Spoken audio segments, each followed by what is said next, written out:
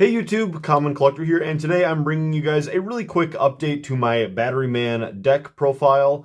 So I profile this usually about once a year, once every handful of months. This is just one of my all-time favorite decks that I used to just sort of mess around with as a kid, and so I wanted to bring a quick little update because this did actually get a lot of cool little buffs ever since the previous ban list. We should be getting a new ban list update sometime soon in the next month or two. However, since the previous ban list, we did actually end up losing a copy of Pot of Desires because I was playing Desires as a 2-of in this deck. And then also we did, however, gain 2 copies of Danger Nessie, which was really amazing. So adding in the Nessies was a really nice power boost because playing the Danger engine with the Batteryman is really cool. So without any further ado, let's just get on into the profile. So starting off for the profile, we have 3 copies, of course, of Batteryman 9V. He is just super duper good because when he is summoned out onto the field, you're able to add 1 Batteryman monster from your deck to your hand. And then if you do, his attack and defense become double. So he's like a big 2000 attack beater. Basically, this whole deck, the main run of this deck is just to OTK your opponent. It can win really cheesy ways. If your opponent is just sort of not respecting this deck, then you can sort of get in some really cool, easy, cheap wins, which is really funny.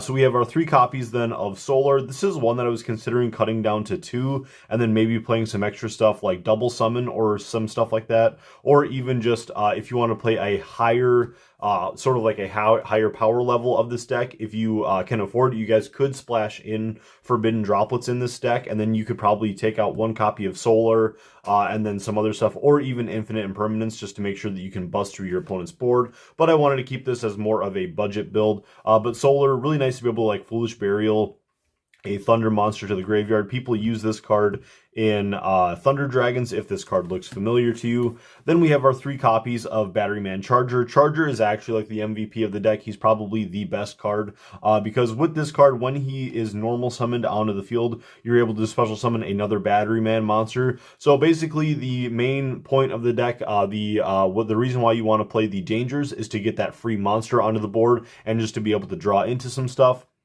Then you can tribute off a Danger or whatever you have on your field to summon out Charger. Charger will then special summon 9V, and then 9V will be able to add another card to your hand. And the best target to add to your hand is going to be one of your 3 copies of Batteryman Fuel Cell. Fuel Cell is super duper good because he can special summon himself out onto the field if you have 2 or more Batteryman monsters on the field. And then also with his effect, you're able to basically bounce one of your opponent's cards back to their hand by tributing a Batteryman monster. You know, it's kind of nice. You know, it's unfortunate when you have to destroy your Batteryman stuff, but it is kind of nice to be able to clear boards so you can try to push for that OTK. Also, one last thing that I forgot to mention is that Charger actually gets an attack boost for every Batteryman monster that's on the field. So gains 300 attack and defense for each Thunder type, I should actually specify. So there's a lot of cool other Thunder things that you can sort of splash into here, but I'm not playing any of them. Hopefully we'll get some really good like generic Thunder support in the future. That would be really nice for this deck. Then 2 copies of Batteryman Industrial Strength. He's basically the BLS of the deck, being able to special summon himself by banishing 2 Batteryman monsters from the graveyard. And then you're also able to banish another Thunder monster from the graveyard in order to destroy 1 monster and 1 spell or trap on the field, which is really cool. The main thing that you have to take note of is that you have to have a spell or trap on the field somewhere to be able to activate this card. So if you're just trying to destroy your opponent's monster, then you can sometimes like set a spell or trap that's kind of worthless to you from your hand, and then you're able to blow up that opponent's monster. Or hopefully they'll just have like their field spell or something out and you can just destroy 2 cards of theirs, which is really cool. Then we have our 3 copies of Danger Nessie. This is just such a nice power boost for the deck. Just to be able to make sure that we have enough Danger monsters that we can, you know, be able to get off their effects, be able to draw through the deck, and get out at least 1 special summon monster. That way we can use our normal summon for our Charger. That is sort of like the big key component of the deck. I put in the 2 Danger Nessies, by taking out the 2 copies previously that I had of Double Summon. So Double Summon was always nice if you were if you ended up drawing into 9 Volt or like Solar, you could then summon out 9 Volt and then search for Charger and then use the Double Summon to summon Charger. But I actually just took it out. I figured, you know what, I just want to sort of rely on the dangers to draw through the deck, try to find that Charger, and then I'll have that monster on board anyways, so I don't need to waste my normal summon.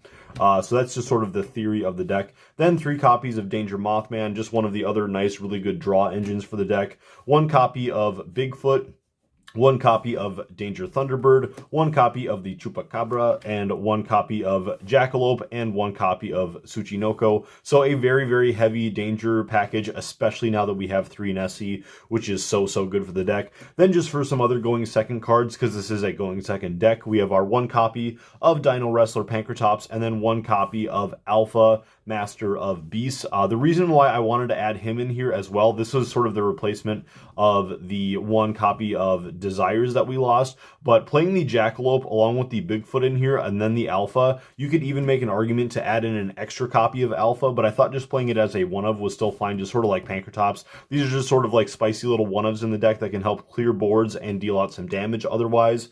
But yeah, having 2 extra beasts in the deck is also a very nice benefit to the Alpha.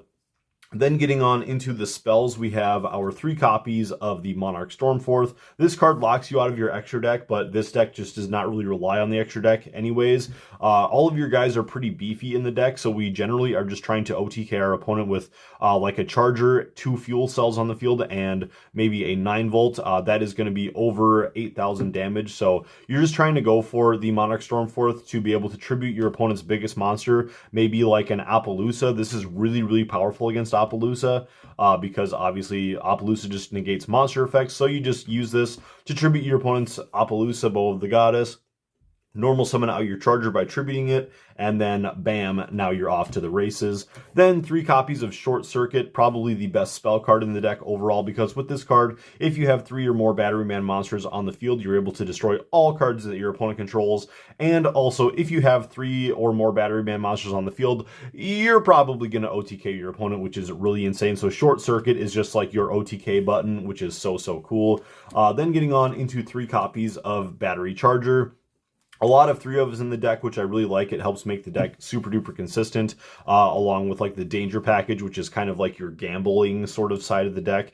So 3 Battery Charger, really nice, because this is your Monster Reborn for the deck. Just summons back a Batteryman from the graveyard, so you can actually like use your Fuel Cell in order to tribute one of your Batteryman. So you can use Fuel Cell, tribute off a Solar that you have on the field, and then use Battery Charger to bring that Solar right back out onto the field, which is crazy.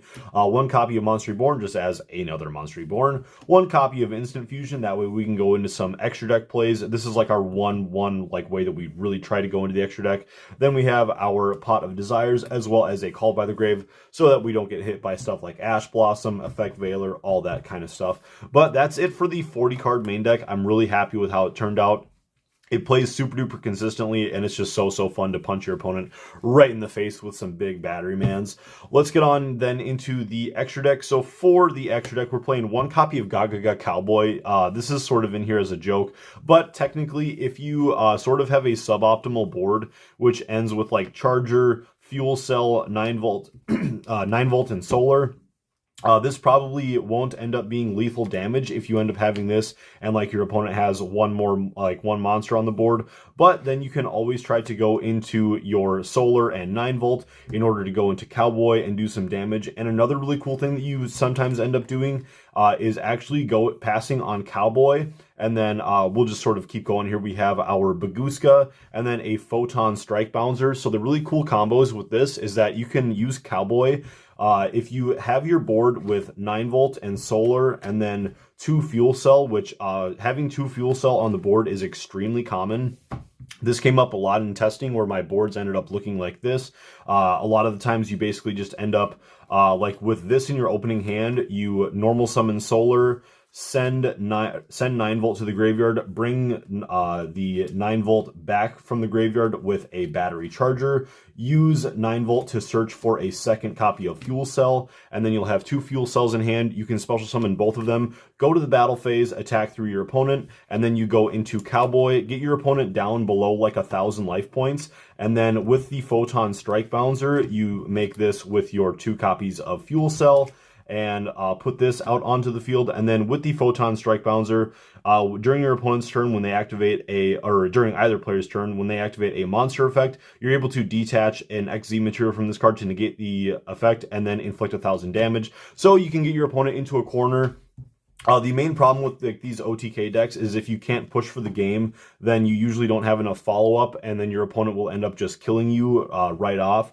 But if you're able to do the Photon Strike Bouncer combo in order to get your opponent below 1,000 life points, they literally can't activate any monster effects, and then they're just going to be locked into a wall, which is really, really funny. The main purpose of this deck is to just do some funny stuff.